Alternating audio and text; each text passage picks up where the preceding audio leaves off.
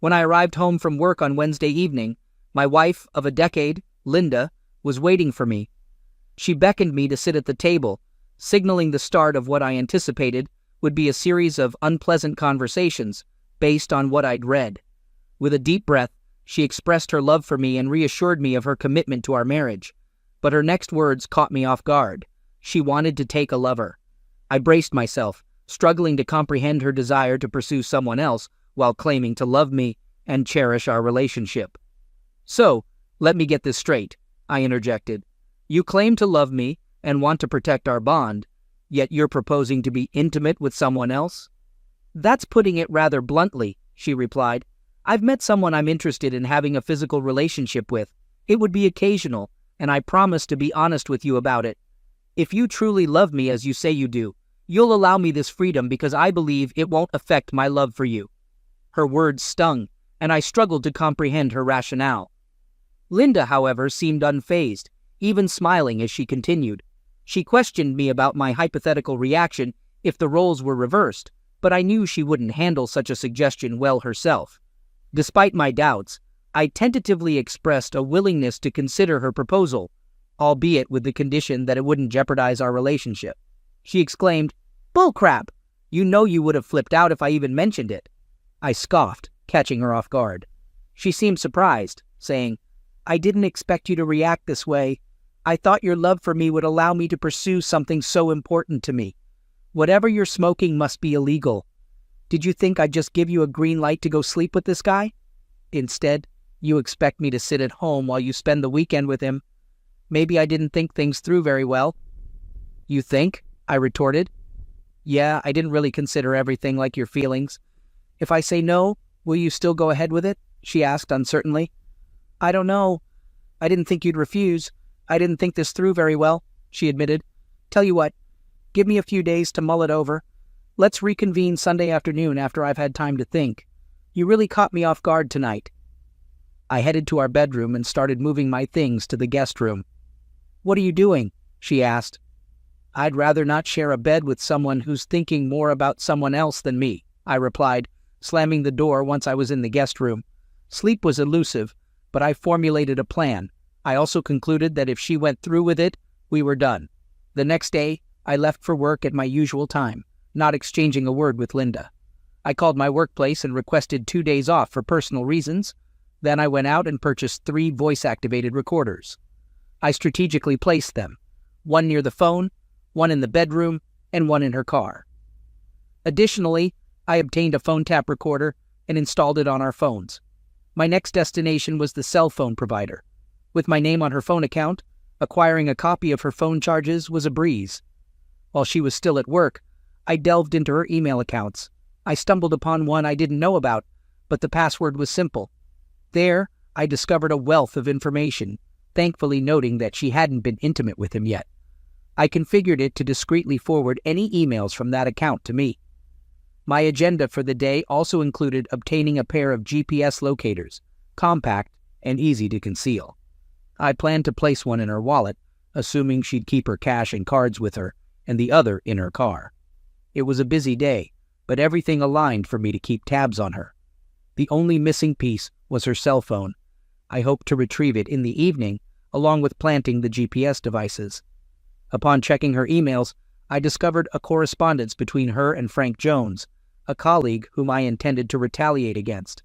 The emails confirmed their plans for the upcoming weekend, rendering my objections futile. On Friday, I consulted a highly recommended divorce lawyer, instructing him to initiate proceedings citing adultery, with Frank Jones as the co-defendant. My lawyer assured me that with sufficient evidence, suing him would be straightforward. Armed with email exchanges, phone records, and soon-to-be audio recordings, he commenced the legal process promptly. When Linda returned home that evening, I remained silent and distant. As she prepared dinner, I left for a bar to eat and have a few drinks. Upon my return, she attempted to engage me in conversation, but I brushed past her, retreating to the guest room and slamming the door shut. The only chance she had to salvage our marriage was to cancel her plans with Frank, but I doubted that would happen. I gave her the cold shoulder for the remainder of the weekend until Sunday afternoon. I informed her it was time to talk, and we settled into seats in the kitchen. I took the lead, expressing my profound dissatisfaction with her request. After much contemplation, I couldn't find any way to reconcile myself with it. Despite her assurances that it wouldn't affect our marriage, it's already taken a significant toll. She seemed visibly angered by my stance, suggesting that if I considered her perspective, I might be more understanding. I attempted to see things from her viewpoint, but I couldn't foresee any positive outcomes. Therefore, my answer had to be no. "How can you be so selfish if you love me?" she retorted. "I'm not the selfish one. Pursuing a sexual encounter with someone else seems to be the epitome of selfishness to me," I replied. "What if I go ahead with it anyway?" she pressed. "There will be serious repercussions for any infidelity. We both made vows of exclusivity 10 years ago," I reminded her. "I know, but this is something I feel compelled to do," she insisted. "Then I suppose our discussion is concluded. You need to seriously reconsider your actions," I declared, rising from my seat and exiting the house. I took my laptop to a Wi-Fi spot and began monitoring their email exchanges. She was furious, but determined to proceed regardless. He revealed he had reserved room 125 at the Hilton in Kansas City for Friday and Saturday nights. Swiftly, I booked the same room for Thursday night. Their plans seemed too convenient. They were also arranging a romantic date for Saturday evening, dinner, dancing, and presumably, intimacy. She even mentioned buying new lingerie for the occasion. As they moved past my rejection and continued planning their weekend, I observed, noting their check-in time of 3 o'clock. He planned to pick her up at 1 o'clock for the 2-hour drive, aiming to arrive as early as possible. I was taken aback to learn that he planned to pick her up at our house.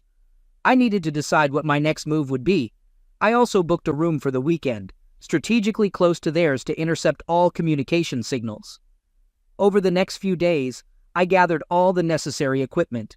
I acquired a couple of compact, high-definition fiber optic video cameras, intending to install them in the room on Thursday, ensuring I'd be prepared to capture their weekend activities.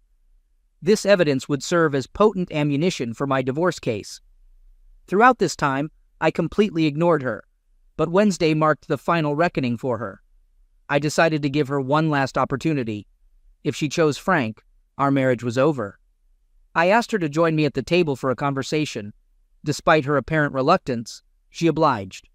I urged her once more to reconsider, emphasizing the damage her decision would inflict on our marriage.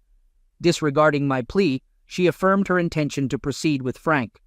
With a heavy heart, I realized she had chosen him over our relationship.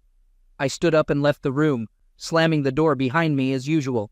My marriage was now irretrievably broken, and someone would pay for it. Thursday morning, I went to work and arranged to have the afternoon and the following day off, explaining to my boss that I was finalizing plans to divorce Linda. He expressed his support and granted me the time I needed. That afternoon, I drove to Kansas City, checked into their room, and installed all the surveillance devices, meticulously ensuring they were operational. I wanted to gather irrefutable evidence for the divorce before confronting them. Upon returning home, I contemplated the demise of my marriage, realizing I had one more task to complete. I stopped at a store and purchased a small can of pepper spray, intending to disrupt their romantic date. When I arrived home, Linda was standing in the kitchen. She looked at me expectantly, but I walked past her in silence, slamming my door once again. Linda entered my room, attempting to be amicable. I rebuffed her, instructing her to reserve her friendliness for Frank because I didn't need pity. Ignoring her, I turned away, prompting her to leave. Despite fitful sleep that night, I ensured everything was in place to end this situation. Friday morning, I rose at the usual time and left without uttering a word to her. At the lawyer's office, I signed the necessary papers, informing him that I'd have all the evidence by Monday and requesting that she be served at work that afternoon. I also asked that papers be served to Frank simultaneously, as I was suing him for alienation of affection. Checking Linda's GPS, it indicated she was at the hair salon. Upon returning home, I searched her suitcase and discovered her new, alluring underwear. Regrettably, it wasn't for me. Wearing rubber gloves, I retrieved the pepper spray and discreetly sprayed her underwear and bra cups before returning them to the suitcase. It was time for some fun. Next, I went to the bank and closed all our joint accounts, transferring the funds to a new account. I then canceled all the credit cards with both our names on them. After a satisfyingly thorough warning, I returned home to bid farewell to my wife. It was 12:30, and I knew she'd be preparing for her rendezvous with her new beau. Upon entering the house, Linda was nowhere to be seen, so I assumed she was upstairs getting ready. With resolve, I ascended to her room and entered. She stood there clad in a set of sexy underwear I had once gifted her. As she moved to cover herself, I stopped her, noting I had seen it before. With a new hairdo, flawless makeup, and lingerie, she looked stunning. I couldn't resist speaking my mind. "You look amazing. It's a shame you don't put in this much effort for me." She responded, "It's not like that. I just want to make a good impression." "You seem more concerned about what he thinks than you've ever been about me," I remarked. "I just wanted to feel sexy today," she explained. "While you certainly looked sexy, you know I loved you with all my heart," I countered. "We made vows to forsake all others. That meant something to me, but apparently not so much for you." Approaching her, I gently removed the rings from her left hand. "I gave you this ring on our wedding day. The engagement ring belonged to my mother, so I'll keep it for the same reason. But I won't tolerate you wearing these while you're with someone else." Stunned, she remained silent as I continued. "I won't be here when he arrives, but he can't come into my house.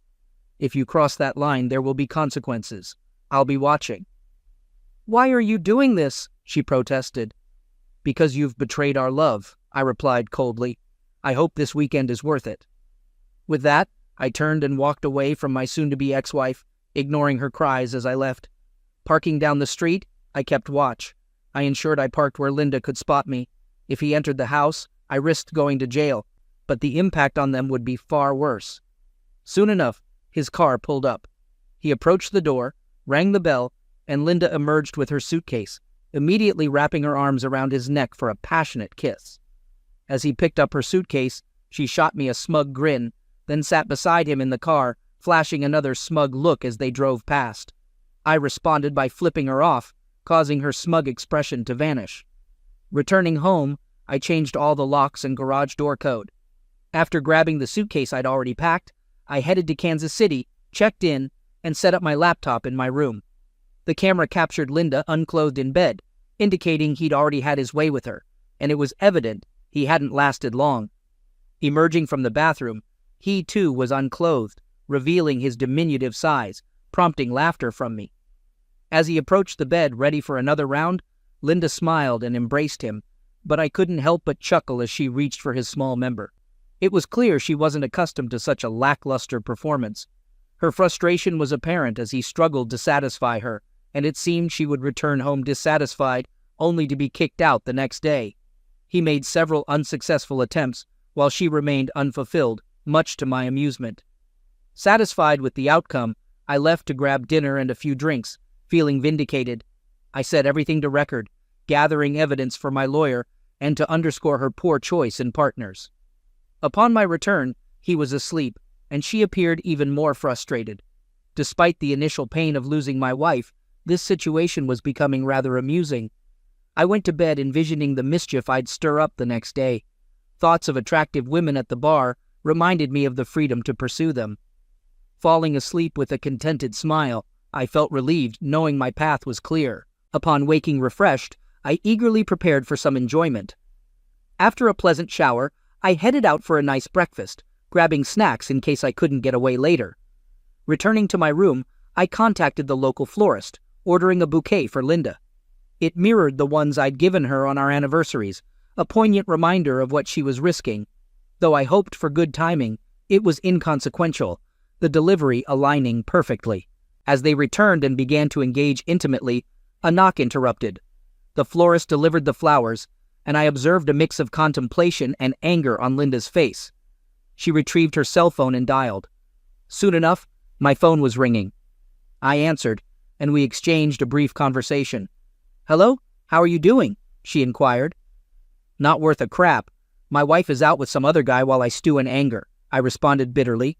"Why do you ask? It's not like you care."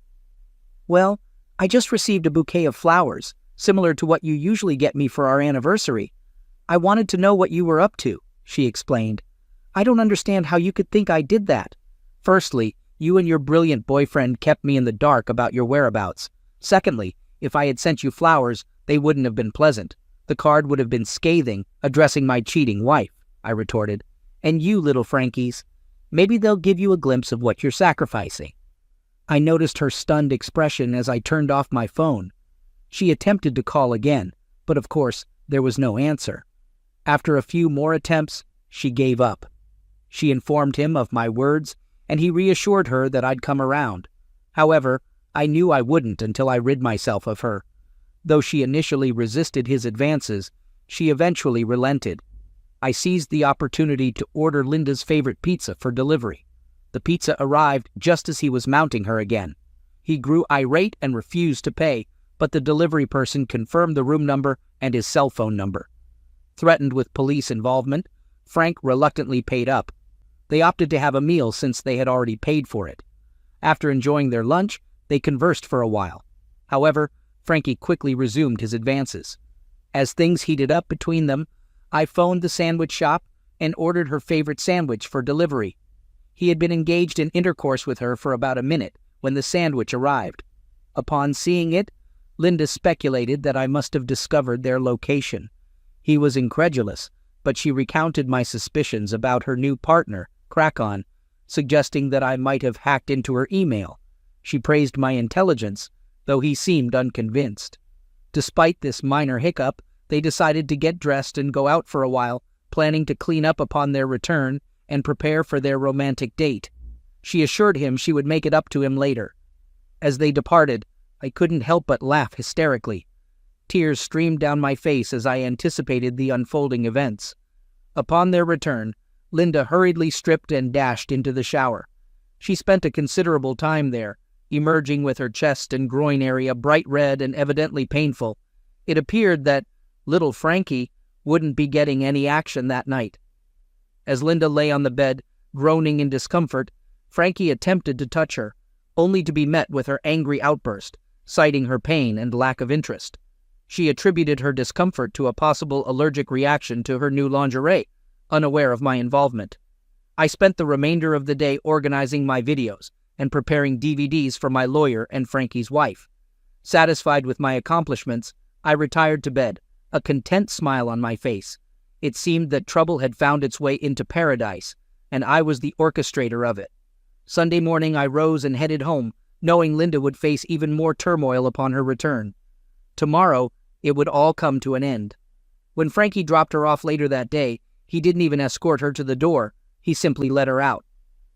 I sat on the couch, engrossed in a football game, and didn't acknowledge her arrival. She announced she was home, but I remained indifferent. Walking between me and the TV, she offered a seductive smile, saying she thought I'd be happy to see her. "You're not dead," I retorted. "What would give you that idea? Do I look like I've become dim-witted over the last few days?" She responded defensively. "I know you did, but I didn't. I never thought you were foolish," I countered. "And did you really think you loved me enough to move past this?" "Well, I loved you with all my heart, but that was in the past. You broke my heart when you chose him, despite my pleas," I lamented. "I told you how I felt, and it meant nothing to you. So as far as I'm concerned, once you left with him, I didn't really care if you came back or not." "I can't believe you feel that way about me," she protested. "Believe it, because you made a colossal mistake," I asserted. "I don't know if there's any chance for us going forward. I'll do anything to make it up to you. I realize now that I made a huge mistake. Is there anything I can do?" she implored. "You can get on your knees and eat my crap," I snapped. "But you know I can't do that," she responded. "I know you won't do that. So I guess that tells me how much your promise to do anything to save our marriage is worth," I concluded. "It's worth about as much as your promise to be faithful when we got married. I was thinking about you all the way home today. I really want to make love to you tonight. I need you," she pleaded. "You need me? I don't think so. And as far as making love tonight, there's not much chance," I replied sternly. "Did you have little Frankie use a rubber every time he had closeness with you?" "No, he's married, and I can't have children," she explained. "Do you think you're the only one he's used this excuse with? You're now damaged goods as far as I'm concerned. There's no way I would sleep with you until you have a clean bill of health from a doctor. Also, I don't do seconds, I declared. I know he's clean, but you could use a rubber if you don't think so, she suggested. Right. I'm going to use a rubber to sleep with my wife after she slept with some loser bareback all weekend. Screw you. You chose little Frankie over me, I retorted. I'm going out for a while. I really can't stand looking at your cheating self anymore tonight. You can sleep in the guest room. I prefer the master bedroom, and unlike you, I didn't do anything wrong. Can we talk about this? She pleaded. We can talk tomorrow after you get back from work. I really don't know what else there is to discuss, I replied, ending the conversation. I left the house and headed to a nearby bar and grill to grab some dinner and clear my mind. Well, my mind was already clear as I knew exactly what I was doing. I just wanted to get away from her. Since I'm not much of a drinker, I simply ate my meal and then went for a long walk. Upon returning home, I found her in my bed. I glared at her and demanded she get out of my bed. This is our bed. I have just as much right to be here as you do, she protested. The hell you do. You gave up that right when you slept with little Frankie, so you either get out of my bed or I'll drag your sorry butt out of here and toss you in the street, I asserted.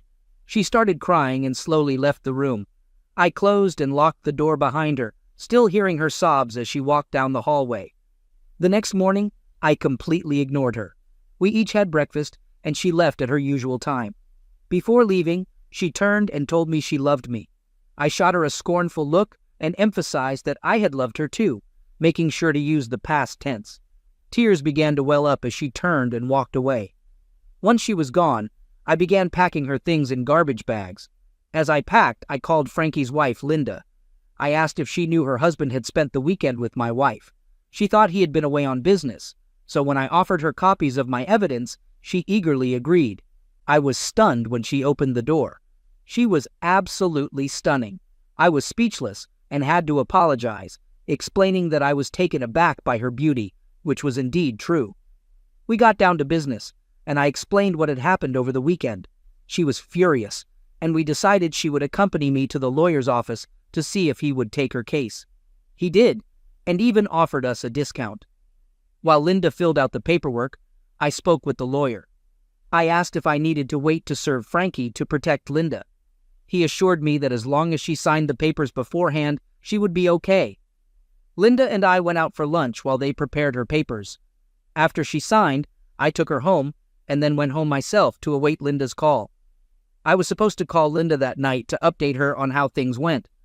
Around 3 o'clock, my phone rang. She was not pleased. "What the hell is this?" she demanded. "What do you mean?" I replied innocently. "I just got served with divorce papers, and Frank received papers for a lawsuit," she exclaimed. "It seems pretty straightforward to me. I warned you there would be consequences for your weekend. Apparently, you didn't take me seriously," I retorted. "I didn't think you would go through with this," she protested. "Maybe you should have listened to me instead of listening to the nonsense that little Frankie was feeding you." "I don't want to discuss this over the phone. We'll talk when you come back to my house," I replied before hanging up. I then took the garbage bags containing her belongings and threw them into the front yard, preparing for her return. As she pulled into the driveway, she erupted in anger. I recorded the confrontation, intending to use it as evidence for a restraining order to keep her away from me. Despite her screaming and spitting, I remained calm and composed as she vented her frustration. I finally gave in and initiated our last conversation. "If you're willing to talk, you need to calm down so we can have a discussion. Otherwise, I'll pack your things in your car and you can leave. I never imagined you'd do this to me." "Do this to you? You foolish woman. You did this to me and to our relationship. I warned you repeatedly not to do this, even begged you not to ruin our marriage. But you chose to destroy it. So why would you think I wouldn't file for divorce? You claimed you loved me. I did. I loved you more than anything. And in return, you shattered my heart. The evident issue is that you didn't love or respect me. I can't stay with someone who thinks so little of me, but I still have feelings for you. Nonsense. If you truly loved me, you wouldn't have slept with little Frankie this weekend. Why do you keep calling him little Frankie? Because I had video cameras in your room and recorded the whole weekend. It's obvious why I call him little. The moment I saw his pitiful size, I laughed until I cried. I questioned if you could even feel him inside you. I noticed you weren't climaxing like you do when we're intimate. We don't just have sex, we make love. That's the significant difference. I agree. What we had was genuine love. You're probably going to miss that. Look at it positively. Now you're free to be with anyone you desire. You could have a different partner every night. I don't want that. I want you and only you. Let's go inside and talk for a bit. I apologize for being harsh, but I'm filled with anger right now. However, know that I would never physically harm you. The same cannot be said for little Frankie. We entered and settled at the kitchen table, a familiar spot for us. It hit me hard, realizing this would be our final gathering here. We sat together as she initiated the conversation this time. I urged myself to stay composed and avoid speaking harshly. You wouldn't actually harm Frank, would you? Linda began, her voice tinged with concern. Why not? He shattered my once blissful marriage. I believe he should face consequences beyond my lawsuit and his divorce, I responded, my tone firm. He's not getting a divorce. His wife agreed to our arrangement and allowed him to proceed, Linda countered, hoping to present a different perspective. That's just a tactic to vilify me and win her over, I argued, skeptical of their motives. I spoke to his wife this morning and shared my evidence. Now we share a lawyer, who even gave us a discount, Linda informed me, revealing her proactive steps. I wish you had been truthful when I asked how you'd react if I wanted to be with another woman, I accused, feeling betrayed. You would have reacted strongly just as his wife did. I don't believe you, Linda defended herself, doubting my hypothetical tolerance. And that's precisely why we're divorcing. I no longer care about your beliefs. When you call him later, you'll find he's also been ousted, I declared, sealing the fate of our marriage. So, you're really kicking me out? Linda asked, seeking clarification on her immediate future. Since the night you revealed your plan, I've been contemplating in the guest room. Within an hour, I decided on divorce, I explained, detailing my decision-making process. Why didn't you inform me beforehand? Linda inquired, puzzled by my silence. I doubted you'd stop. It would have only angered you. Despite explaining my feelings several times, the choice had to be yours, I reasoned, highlighting the importance of personal choice. I saw in your emails that my words meant nothing to you, confirming my decision, Linda shared, revealing the final straw in her decision. I signed the papers the following Friday, while you prepared for your date. I can't believe I was that naive, I confessed, reflecting on my delayed realization. Is there any chance for forgiveness? Linda asked, her voice softening.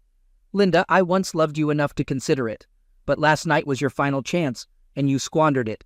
While I might forgive, I can never trust you again. Living with that uncertainty isn't an option. It's best we end it now, I concluded, closing the chapter on our relationship. She burst into tears, but I remained resolute. Unlike you, I've pondered this extensively and always arrive at the same conclusion. I'm divorcing you, and I'll make sure little Frankie pays for what he did to our marriage, I declared firmly. Before you leave, you can contact him and arrange a place to stay, but don't attempt to use your credit cards. They've all been canceled. I left half the funds in our checking account for you, but I removed my name from it. I'll split our savings with you. You can keep your car, but you're responsible for the payments. All your belongings and clothes are yours to keep, and once you find a place, take as much furniture as you need. However, the house is mine. If I sell it, I'll share the proceeds. It's all specified in the divorce papers. If you choose to contest it, I'll use all my evidence, even if it means destroying you. I hope it doesn't come to that, but I'm prepared to do what's necessary, I continued, outlining the consequences of her actions. I won't fight it. This is all my fault. I just wish I could take it back, Linda responded, her voice filled with regret. You know the difference between a cheating wife and a light bulb, don't you? I asked, trying to inject a dark humor into the situation. No, what is it? Linda inquired, puzzled and still tearful. You can unscrew a light bulb, I answered, attempting to lighten the mood. She didn't find it amusing. I escorted her out of the house, packing her belongings into her car as she cried. Once it was loaded, I handed her one last item, her wedding ring, flattened with a hammer. It's now scrap gold, I explained, symbolizing the end of our marriage. After closing her car door and kissing her forehead, I uttered my final words. Goodbye, my love. Walking back to my empty house, I didn't watch her drive away. Tears filled my eyes, and I cried for another hour until I was emotionally spent. It was time to consider my options. Option 1. Drown my sorrows in alcohol, but I disliked the idea. Option 2. End my life to please everyone, but I refused to grant her that satisfaction. Option 3. Stand tall, knowing I was blameless, and move forward. The absence of Linda would be a vast improvement, bringing a smile to my face. Standing upright and still smiling, I called Linda. We made plans for dinner, signaling the beginning of my healing journey. We might become just friends, or perhaps I could find someone better, I contemplated aloud as the memory of her lingered in my mind.